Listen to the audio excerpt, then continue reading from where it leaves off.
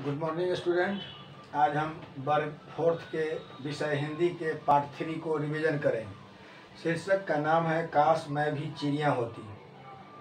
इस शीर्षक को लेखिका है नीतू शर्मा। इस कहानी का मेल सार है लेखिका के बचपन का संस्करण यानी यादगार। अपनी भाषा क्लास 4 काश चैप्टर हो गया काश मैं भी चिड़िया होती। यह पाठ एक संस्मरण है जिसमें लेखिका ने अपने बचपन की एक मार्मिक घटना का वर्णन किया है। वे एक छोटी सी चिड़िया को बिल्ली से बचाती है और उसका इलाज करती है।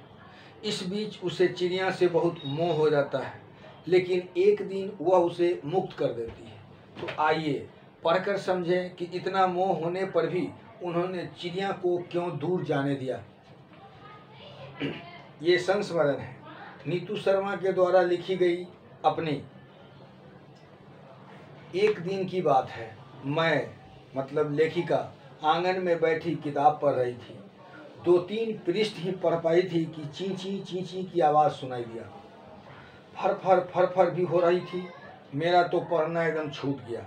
मैंने इधर उधर नज़र दौड़ाई। मैंने देखा कि आंगन की मोरी के पास यानी आंगन में जहाँ से गंदे पानी जो जाता है उसके पास एक बिल्ली बैठी है। उसके पंजों में एक छोटी सी चिड़िया छटपटा रही है। मुझसे चिड़िया का इस तरह छटपटाना देखा नहीं गया। मैंने बिना सोचे समझे पास में पड़ा डंडा उठाकर सीधे बिल्ली की तरफ फेंक दिया। बिल्ली अचानक इस हमला से चकरा गई। वह चिड़िया को छोड़कर भाग गई। मैं दौड़कर चिड़िया के पास आई। वह अभी भी चींची कर रही थी। मुझे देखकर वह डर गई और उड़ने की कोशिश करने लगी, लेकिन छटपटाकर ही रह गई। उसकी गर्दन के पास बिल्ली ने पंजा मारा था, जिससे वहाँ घाव हो गया था। घाव से अभी भी खून बह रहा था। बेचारी चिड़िया अधमरी सी हो गई थी। मैंने उसे धीरे से उठाया। वह दर्द से चींची और करने लगा और उड़ने के लिए फिर फरफराने लगी। मैं उसे लेकर अपने कमरे में चली आई। उसके घाव को पानी से धोया। घाव भरने की मरहम रखी थी, उसे घाव पर लगाया।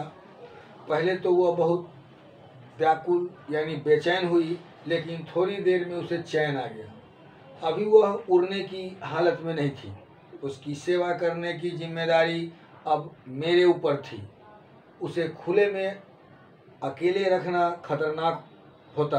बिल्ली कभी भी उधर आकर उसे मार सकती थी। इसीलिए मैंने उसे एक जालीदार डिब्बे में बंद कर दिया। ठीक किया ना मैंने। अब चिड़िया की देखभाल मैं पूरी मन से करने लगी। उसे चुग्गा डालने यानी दाना या खाना खिलाने और पानी पिलाने का मेरा रोज का काम हो गया। जब जब भी मैं उस पिंजरे की ओर आती, वह चहक उठती ची ची। मैंने उसका नाम भी रख दिया चुनमुन। मैं स्कूल जाती तो भी चुनमुन मेरे ध्यान में रहती। स्कूल से दौड़ती दौड़ती आती तो सबसे पहले उसके पास ही जाती। मैं उसके साथ खेलने में मगन हो जाती। उसके हाथ से अपने हाथ से उसे बाजरा चुगाती, मैंने खिलाती और पानी पिलाती। मुझे लगता था कि मैं अपनी छोटी बहन को खिला पिला रही थी। मैं प्रतिदिन उठते ही यह सोचती कि मेरी चुनमुन जल्दी से स्वस्थ हो जाए। वह स्वस्थ भी हो रही थी। 4-5 दिन में उसका धीरे धीरे घाव भर गया। 1 सप्ताह में तो वह भली चंगी हो गई। वह मज़े से फुदकने लगी और उड़ने के लिए पंखों को फरफराने लगी। मैं उसको जालीदार डिब्बे से जब बाहर निकालती और एक हाथ में पकड़कर दूसरे हाथ से उसे सहलाती, उसके कोमल कोमल पंखों पर अपनी नाक से गुदगुदी करती, वह भी खूब सैदान हो गई थी। वह कभी मेरे कंधों पर आ बैठती तो कभी सिर पर, कभी मेरे चारों ओर चींची करके मंडराती। मैं उसे पकड़ने दौड़ती या लगती तो फुर्र से उड़कर दूर चली जाती। उसके ये सब करतब मुझे बहुत अच्छे लगते थे। मैं अगर चुपचाप बैठ जाती तो वह चींची करके उड़ती और मुझे खेलने के लिए बुलाती, वह चिढ़ाती। एक दिन वह पूरी तरह स्वस्थ हो गई। मैं उसे खुले आकाश में उड़ा दिया और वह फुर फुर उड़ती चली गई। मुझे उसे आकाश में उड़ते देख बहुत दुख हुआ। मुझे लगा जैसे मैंने एक नन्ही सी प्यारी सी सहेली को विदा कर दिया है। लेकिन मुझे खुशी भी हुई। अब वह अपनी चिड़िया सहेलियों के पास चली गई।